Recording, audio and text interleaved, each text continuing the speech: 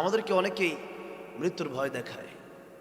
আমি যে বক্তব্য দিই না, আলোচনা শেষ করার পরে অনেকে মেসেজ দেয় হোয়াটসঅ্যাপে যে আপনাকে মেরে ফেলবো। আজকে 2 দিন যাবত ইন্ডিয়া থেকে যে কোনো একটা বক্তব্যের কারণে আমাকে হুমকি দেওয়া হচ্ছে, আমাকে মেরে ফেলবে। কিন্তু এই মৃত্যুর ভয় কি আমরা করি?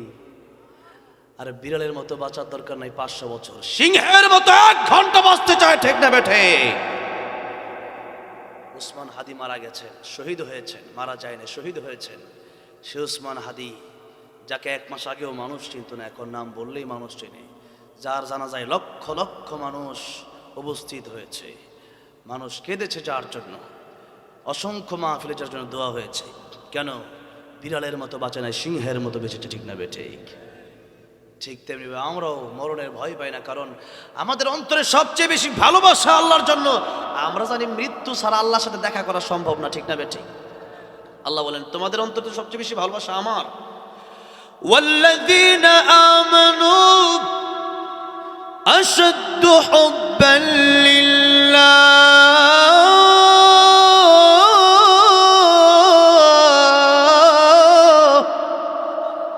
আমাদের অন্তরে আল্লাহ বলেন ঈমানদারদের অন্তরে সবচেয়ে বেশি ভালোবাসা কার জন্য? আল্লাহর জন্য। আল্লাহর জন্য সবচেয়ে বেশি ভালোবাসা। তাই তো আব্দুল কাদের জিলানী রহমতুল্লাহ তিনি বলতেন, जन्नत और दोज़ख से या रब क्या करूं, जन्नत और दोज़ख से या रब क्या करूं, आरज़ू है मैं तुझसे देखा करूं, आरज़ू है मैं तुझसे देखा करूं। ऐ अल्लाह जन्नत और जहन्नम দিয়ে আমি কি করব? জান্নাতে যদি নাও যেতে পারি, যদি তোমার পেয়ে যাই, আমি আব্দুল কাদের জিলানীর অন্তরে আর কোনো দুঃখ থাকবে না। সুবহানাল্লাহ, জোরে বলতে মন চায় না। জান্নাতে যাওয়ার পরে আল্লাহ জিজ্ঞেস করবে, ও জান্নাতীরা তোমরা কি খুশি? জান্নাতীরা বললাম আল্লাহ শুধু খুশি না, যে কোরআন শরীফে যা বর্ণনা করছেন তার চেয়ে 97 গুণ বেশি জান্নাতে আসার পরে পাইছি। জোরে করে সুবহানাল্লাহ। সর্বনিম্ন যে জান্নাতি, তার 72টা বউ, 80,000 খাদেম, জীবনে কোনোদিন মরণ হবে না। দুনিয়াতে একটা চিন্তা আছে না যে কোন দিন জানি মইরা যাই। জোরে কোন ঠিক না বেঠিক? এই চিন্তার নাই। আলসার, গ্যাস্ট্রিক, ক্যান্সার, জন্ডিস, কোনো অসুখ নাই, অসুস্থতা নাই। তাহলে শান্তি আর শান্তি, মন চাই জিন্দিগি, দুনিয়াটা মন চাই জিন্দিগি নয়। আল্লাহ বলবেন এত সুন্দর, যা মনে চাই তাই পাও, তোমরা খুশি? তখন সবাই বলবে আল্লাহ খুশি মানে অনেক খুশি। সবাই বললেও সবাই শুধু জান্নাত পাওয়ার আশায় ইবাদত করে না। আল্লাহর ওলিগণ, নবীগণ, তারা শুধু জান্নাতের আশায় নয়, বরং জান্নাতের চেয়ে বেশি আশা তাদের আল্লাহর সাথে সাক্ষাৎ হওয়ার। কার সাথে সাক্ষাৎ হওয়ার? তখন তারা বলবে জান্নাত ও দোজখ সে ইয়া রব क्या करूं, जन्नत और दोज़ख से या रब क्या करूं, आरज़ू है मैं तुझसे देखा करूं, आरज़ू है मैं तुझसे देखा करूं। ऐ अल्लाह জান্নাত আর জান্নাত দেখে করব। ऐ अल्लाह জান্নাতে এসেছি, তোমার যতক্ষণ পর্যন্ত দেখব না, যতক্ষণ পর্যন্ত তোমার দেখতে পারবো না, ততক্ষণে কলিজা ঠান্ডা হবে না। ऐ अल्लाह রব্বুল আলামিন দেখা দেবা কিনা বলো? আল্লাহ বলবেন আজকে আমি আল্লাহ একটা মাহফিল জান্নাতের ভিতরে সাজাবো। এই মাহফিলে শুধু দেখা দিব না, এই মাহফিলে আমি আল্লাহ রাব্বুল আলামিন কোরআন শরীফের সূরা রহমান তোমাদেরকে তিলাওয়াত করে শোনায় দেব। আল্লাহর তিলাওয়াত, আল্লাহর দেখা সাক্ষাৎটা মজা কম হবে না বেশি হবে? বেশি হবে। আরে মরি জাল না, কেমন লাগে? এটা কি না খাইলে বোঝা যায় জাল কিনা? এটা না খাইলেও বোঝা যায় না। রসমালাই, রসগোল্লা অথবা দই, যে খুব মজা রসমালাই, তো এখন আপনারা যদি না খাওয়ানো হয় বুঝবেন না। আপনারা বললাম যে রসমালাই খুব মিষ্টি, মিষ্টিটা কি যে একটু খায়া দেখেন, খাওয়ার পরে বোঝা যায় কথা, ঠিক না বেঠিক? তো ঠিক তেমনি আল্লাহর দিদার, আল্লাহর সাক্ষাৎ, জান্নাতে যাওয়ার পরে আল্লাহর কোরআন তেলাওয়াত যে কি মজা হবে, ওইটা কি আমি বুঝাইতে পারবো? ওইটা ওয়াজ করে বোঝানো সম্ভব নয়। তাহলে জান্নাতে যাওয়ার পর আল্লাহর সাথে দেখা যদি করতে চান, আল্লাহর সাথে সবাই দেখা করতে চান, কারা কারা চান দেখি একটু হাত উঠান তো। লিল্লাহি তাকবীর, লিল্লাহি তাকবীর। কোরআন সুন্নাহ যেখানে, আল্লাহ রাসূল যেখানে, লিল্লাহি তাকবীর। হাত দাও, আল্লাহ কবুল করেন। আল্লাহর সাথে সবাই দেখা করতে চান, আল্লাহ বলেন দেখা যদি করতে চাও, সূরা কাহফের শেষে আল্লাহ বলেন فمن كان يرجو لقاء ربه فل عملا صالحا ولا يشرك بعبادة ربه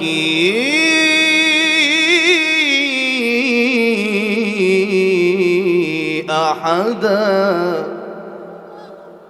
আল্লাহ বলেন শিরিক মুক্ত ঈমান এবং নেক আমল নিয়ে আসতে হবে। কি মুক্ত ঈমান এবং নেক আমল? শিরিক মুক্ত। আল্লাহকেও সিজদা দিচ্ছেন, আমার মাজারে গিয়েও সিজদা দিচ্ছেন, এটা শিরিক। আল্লাহ যা পারে, নবী তা পারে, এটাও শিরিক। আল্লাহ যা পারে, দুনিয়ার মানুষ, আমার বাবা তা পারে, আমার পীর তা পারে, ওইটাও শিরিক। আল্লাহ জাতের সাথেও শিরিক করা যাবে না, আল্লাহ সিফাতের সাথেও শিরিক করা যাবে না। তাহলে শিরিক মুক্ত যদি যেতে পারি কবরে, কবরে চাইতে দেরি হবে, জান্নাত দেরি হবে না। জোরে করে সুবহানাল্লাহ। সেই জন্য শিরিক মুক্ত নেক আমল আমাদের প্রয়োজন। তাহলে জান্নাতে যাওয়ার পরে আল্লাহর সাথে দেখা হবে। আল্লাহর সাথে দেখা না হওয়া পর্যন্ত জান্নাতীদের মন, জান্নাতীদের কলিজা, আত্মা ঠান্ডা হবে।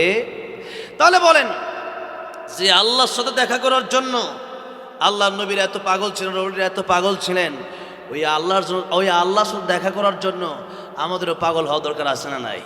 মন চায় কি চায় না? দুনিয়ার সব সৌন্দর্য যে আল্লাহ বানাইলেন, এই সৌন্দর্য দেখার জন্য মালয়েশিয়া যায় মানুষ, থাইল্যান্ডে যায়, তারপরে নেপাল যায়, তারপরে দেখা গেছে যে দুবাই যায়, কাতার যায়, কক্সবাজার যায়, সাজেক যায়। এত জায়গায় দুনিয়ার সৌন্দর্য মানুষ দেখার জন্য যায়। যুবক যুবতীর প্রেমে পড়ে আত্মহত্যা করে। কথা ঠিক না বেঠিক? বিয়ে না করে কোপায় থাকতাম না কেন? যে মেয়েরে আমার খুব পছন্দ হয়েছে, এমন পছন্দ হয়েছে দুনিয়ার সব মাই আইনা দিলেও আমার এমন ভাল লাগতো না। জোরে কোন কথা ঠিক না বেঠিক? তাহলে এত সুন্দর লাগে কেন? যে অনেক সুন্দর, তার চেহারা খুব ভালো লাগছে আমার কাছে, আর বিয়ে করা লাগবে। দুনিয়ার সব সৌন্দর্য যিনি সৃষ্টি করেছেন তিনি কে? জোরে কোন তিনি কে? দুনিয়া সুন্দর, মানুষ সুন্দর, আসমান সুন্দর, জমিন সুন্দর, সুন্দর সুন্দর পাল্লা। জানি না কত সুন্দর তুমি আল্লাহ, জানি না কত সুন্দর তুমি আল্লাহ। বলেন না, জানি না কত সুন্দর তুমি আল্লাহ, জানি না কত সুন্দর। ঝর্ণা ছুটে চলে একে বেঁকে, পৃথিবীর বুকে কত ছবি এঁকে। নদীর ওই কলতানে, সাগরের গর্জনে, নদীর ওই কলতানে, সাগরের গর্জনে, ঢেউয়ে ঢেউয়ে দেয় পাল্লা। জানি না কত সুন্দর তুমি আল্লাহ, জানি না কত সুন্দর। আমার ভাইরা, আমার বাবাজিরা, এবার আসলে আমার মূল আয়াত, যে আয়াত আমি আপনাদের সামনে তিলাওয়াত করেছি, সে আলোচনার দিকে চলে যাব। আল্লাহ রাব্বুল আলামিন বলেছেন সূরা আহজাব, সূরাতুল আহজাবের 41 এবং 42 নম্বর আয়াত। অল্প সময়ের ভিতরে আলোচনা শেষ করে দেব, কারণ বলেছিলাম আমল কম হলেও আমলটা হতে হবে ইখলাসের সাথে। আমল কম হলেও নাজাতের জন্য সে আমলটা যথেষ্ট হয়ে যাবে। আকতারু আমালানা আহসানু আমালা, আল্লাযী খালাকাল মাউতা ওয়াল হায়াতা লিয়াবলুয়াকুম আইয়ুকুম আহসানু আমালা, নাকি আকতারু আমালা? আহসানু আমালা, উত্তম আমল। উত্তম আমল আল্লাহ চায়। তাহলে উত্তম আমল, আমাদের কাজগুলো যেন উত্তম হয়। আসুন আমরা এই আয়াত থেকে আমরা ইনশাআল্লাহ 10 মিনিট কথা বলবো, 10-15 মিনিট কথা বলবো, এরপরে হুজুর চলে আসবেন ইনশাআল্লাহ। আসলে পরিবেশটার জন্য কেমন, কেউ হাঁটতেছে, কেউ দাঁড়ায় আছে, কেউ চলে গেছে। আসলে এইভাবে আলোচনা করে একটু করছি। তারপর আলহামদুলিল্লাহ মাইকটা খুব ভালো, মাইকটা এখন খুব ভালো লাগতেছে। তো সেই জন্য আপনার একটু মনোযোগের সাথে শুনতে হবে, কথা বলা যাবে না, আড্ডা দেওয়া যাবে না। ঠিক আছে ইনশাআল্লাহ? এবার একটু মনোযোগ দেন, আমার মূল আলোচনা শুরু হয়ে যাচ্ছে। আল্লাহ রাব্বুল আলামিন বলেন, ইয়া আইয়ুহাল্লাযীনা আমানু উযকুরুল্লাহা যিকরান কাসীরা। হে ইমানদারেরা, উযকুরুল্লাহ, আল্লাহর জিকির করো, আল্লাহকে স্মরণ করো। যিকরান কাসীরা, বেশি করে আল্লাহকে স্মরণ করো, বেশি করে আল্লাহ জিকির করো। এটা কে বললেন? বললেন কে? আল্লাহ। মালিক আল্লাহ, আমরা তার গোলাম। তাহলে আল্লাহ যেহেতু বলছেন, তাহলে জিকির করা দরকার আছে। এখন জিকিরটা কিভাবে করব, এটা জানার দরকার আছে না নাই? এটা জানতে হবে। তাহলে সুবহানাল্লাহ আলহামদুলিল্লাহ বললাম জিকির হয়ে গেল তা না। তাফসীরে কবীরে আল্লামা ইমাম ফখরুদ্দিন রাজি রহমাতুল্লাহ আলাইহি লিখেছেন, জিকির শব্দের 5টা ব্যাখ্যা লিখেছেন তিনি। জোরে বলেন কয়টা ব্যাখ্যা? 5টা ব্যাখ্যা তিনি লিখেছেন। এটা জেনে শুনে এরপরে বাড়ি যাবেন। জোরে বলি ইনশাআল্লাহ। 1 নম্বর ব্যাখ্যা, তাফসীরুল কোরআন বিল কোরআন থেকে আল্লাহ রাব্বুল আলামিন জিকিরের ব্যাখ্যা আল্লাহ নিজেই করে দিলেন। আল্লাহ রাব্বুল আলামিন বলছেন 1 নম্বর জিকির, ইন্না নাহনু নাযালনা যিকরা ওয়া ইন্না লাহু লাহাফিজুন। আল্লাহ বলেন আমি আল্লাহ রাব্বুল আলামিন এই কোরআন নাজিল করেছি, আর এই কোরআনের হেফাজত আমি আল্লাহ করব। যেরকম কি করবেন? আল্লাহ করবেন। আচ্ছা, ইন্না নাহনু নাযালনা যিকরা ওয়া ইন্না লাহু লাহাফিজুন, এখানে কি কোরআন শব্দ আপনারা শুনছেন? কোরআন শব্দ আছে এখানে? কোরআন শব্দ নাই এখানে। এই জন্য বুঝতে হবে জিকির কারে বলে, কি কি কত প্রকার, এটা শুনে এরপরে বাড়ি যাবেন, তা আমলের নিয়ত করবেন। তাহলে এবার আসুন, আল্লাহ রাব্বুল আলামিন বললেন ইন্না নাহনু নাযালনা যিকরা, আমি আল্লাহ রাব্বুল আলামিন জিকির নাজিল করেছি। আল্লাহ কি নাজিল করেছেন? জিকির নাজিল করেছেন।